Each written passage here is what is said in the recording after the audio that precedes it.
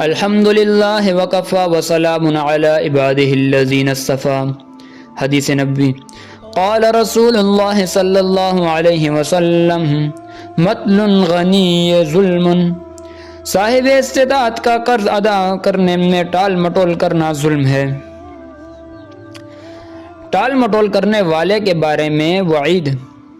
علماء نے اس حدیث کا یہ مطلب بیان کیا ہے کہ جب کوئی مالدار آدمی کوئی چیز خریدے پھر باوجود مال موجود ہونے کے اس کی قیمت ادا نہ کرے، یا اسی طرح کوئی آدمی کسی سے قرض لے باوجود مال موجود ہونے کے قرض ادا کرنے میں ٹال مٹولی سے کام لے اور آج کل کرتا رہے، تو اس حدیث میں ایسے شخص کے لیے وعید ہے کہ اس نے ظلم کا کام کیا ہے۔ غنی سے مراد یہ ہے کہ جو قرض ادا کرنے پر قادر ہو، اگرچہ فی نفسہ ہی وہ فقیر ہی کیوں نہ ہو۔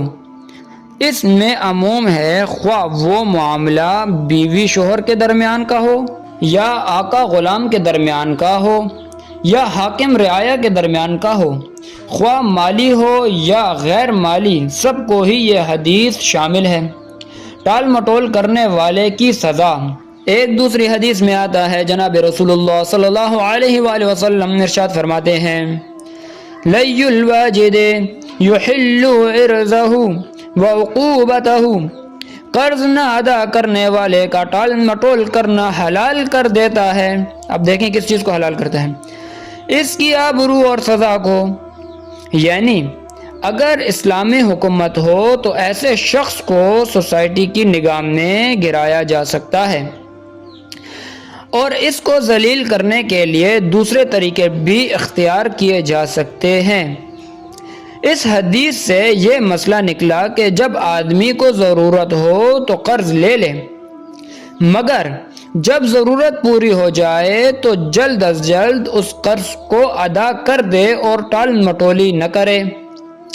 علماء لکھتے ہیں کہ اس طرح ٹال مٹول سے کام لینے والا شخص فاسق ہو جاتا ہے اور اس کی گواہی معتبر نہیں ہوگی، اور حکومت ایسے شخص کو جیل میں بھی بند کروا سکتی ہے اور تعزیر کے طور پر سزا بھی دی جا سکتی ہے۔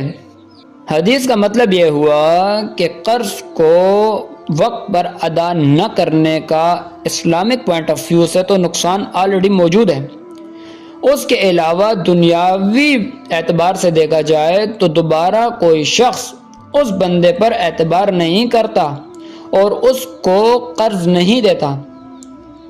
اپنے معاملات کو ٹھیک کرنے کے لیے انسان کو اپنی زبان کا پکا ہونا چاہیے۔